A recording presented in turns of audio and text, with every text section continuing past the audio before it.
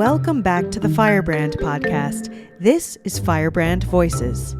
Firebrand Voices features authors from the magazine reading their articles. I'm David F. Watson, and this is my essay, Firebrand at 3, The Cultivation of the Christian Mind. Theology matters. The Bible matters. Christian praxis matters. You can put those words on my tombstone when I'm pushing up daisies. If we do not think like Christians, we will not act like Christians. If our lives are not formed by Scripture and the community of faith, both past and present, we will neither think nor act like Christians. The church is a theological community in thought, word, and deed, or at least it should be. If it is not, we are like sailors adrift at sea who lack the navigational skill to arrive at their destination. In all likelihood, our fate will be to sink or be shipwrecked. The Christian Mind. In 1963, Harry Blamires, a student of C.S. Lewis, wrote a piece called The Christian Mind, in which he made the rather startling observation, and I quote, "There is no longer a Christian mind. It is a commonplace that the mind of modern man has been secularized. For instance, it has been deprived of any orientation toward the supernatural. Tragic as this fact is, it would not be so desperately tragic had the Christian mind held out against the secular drift. But unfortunately, the Christian mind has succumbed to the secular drift with a degree of weakness and nervelessness unmatched in Christian history. It is difficult to do justice in words to the complete loss of intellectual morale in the 20th century church. One cannot characterize it without having recourse to language which will sound hysterical and melodramatic."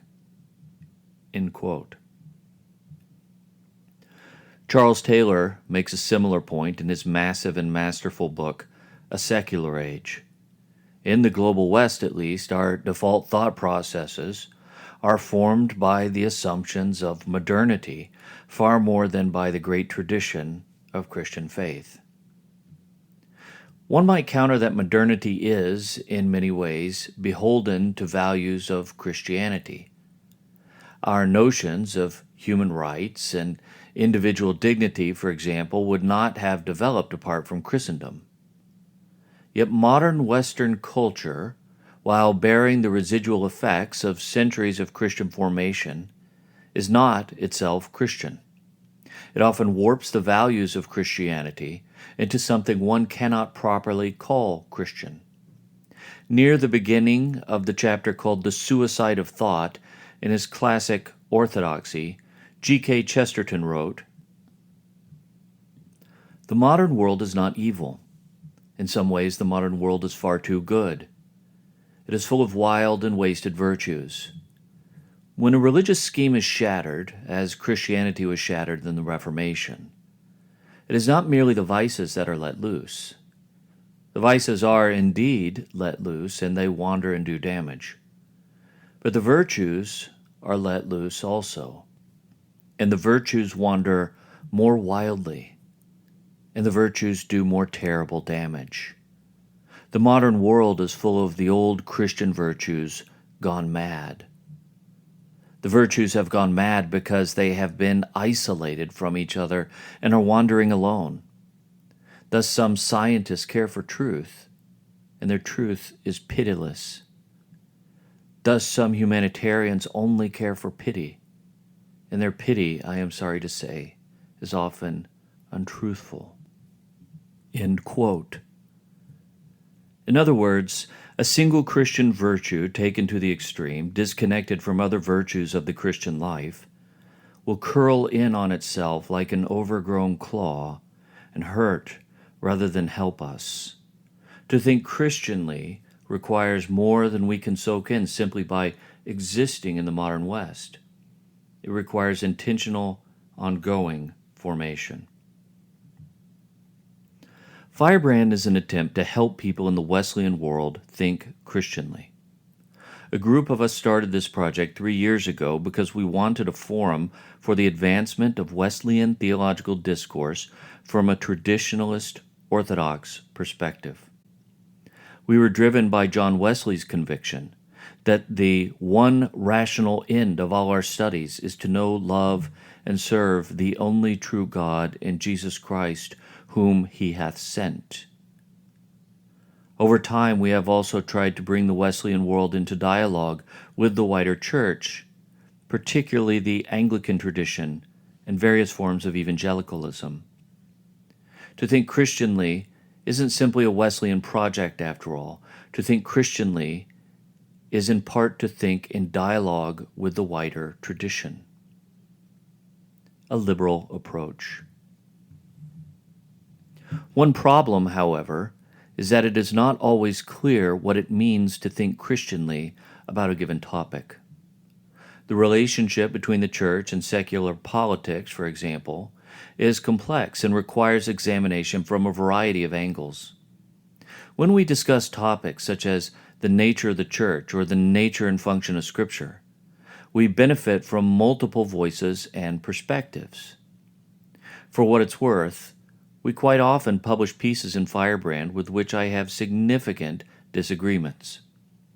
Writers are allowed to make their cases, however, as long as they do so in ways that are consistent with our 4 core values: the authority of Scripture, the Nicene-Chalcedonian faith, the Wesleyan tradition, and the cultivation of intellectual virtue.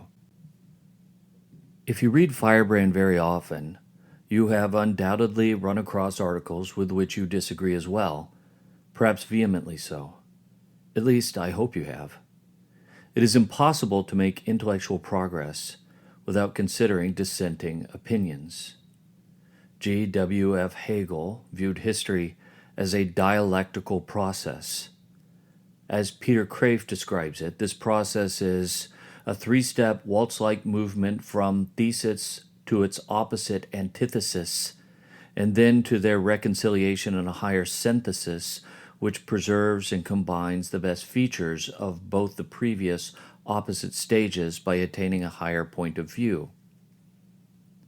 This, says Kraft, is the process by which all humans learn all things. In other words, we cannot make intellectual progress, including progress in the field of theology, if we are constantly walking in lockstep with one another.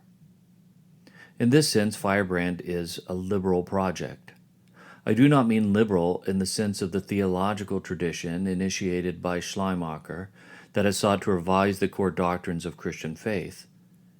Rather, I mean liberal in the sense of its commitment to good faith argument and the advancement of knowledge that takes place when we consider and evaluate a range of ideas on a given topic. While conservatives are often chastised for their fixed opinions, I find that today, both in the political and ecclesiastical world, people we call liberal or progressive often have adopted illiberal attitudes towards ideas with which they disagree. Ironically, it is now a particular type of conservative that is the custodian of the classical liberal tradition.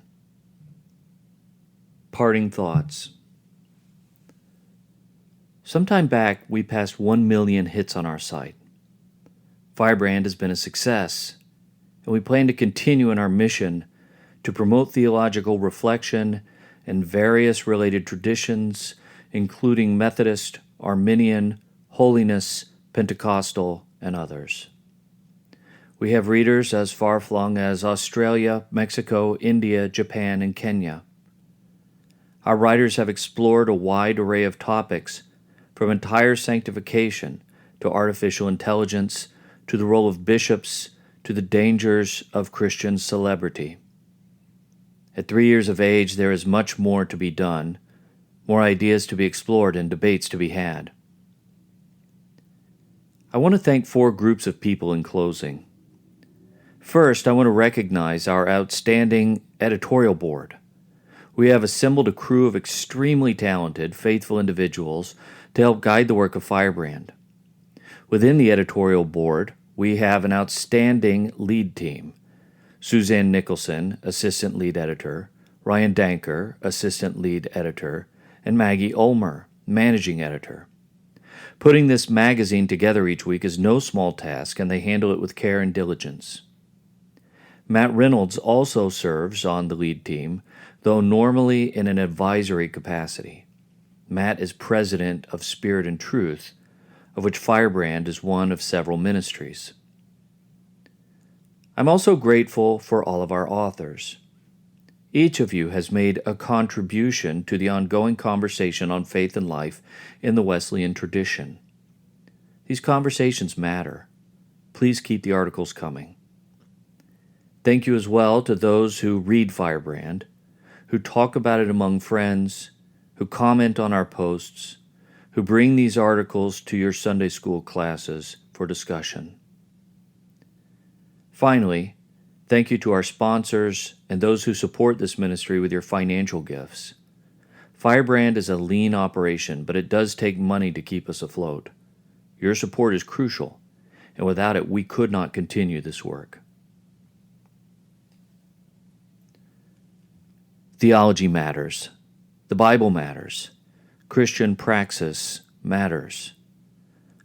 I don't want to spend my life spinning my wheels in a tradition that is more beholden to Peter Drucker than St. Peter. Business models and growth strategies have their place, but they are no substitute for the rich, informative, intellectual life of the Church. Thus, the work continues of lifting up the significance of the Christian mind. Thank you for listening to the Firebrand podcast. Be sure to hit the subscribe button so you don't miss more great episodes just like this one.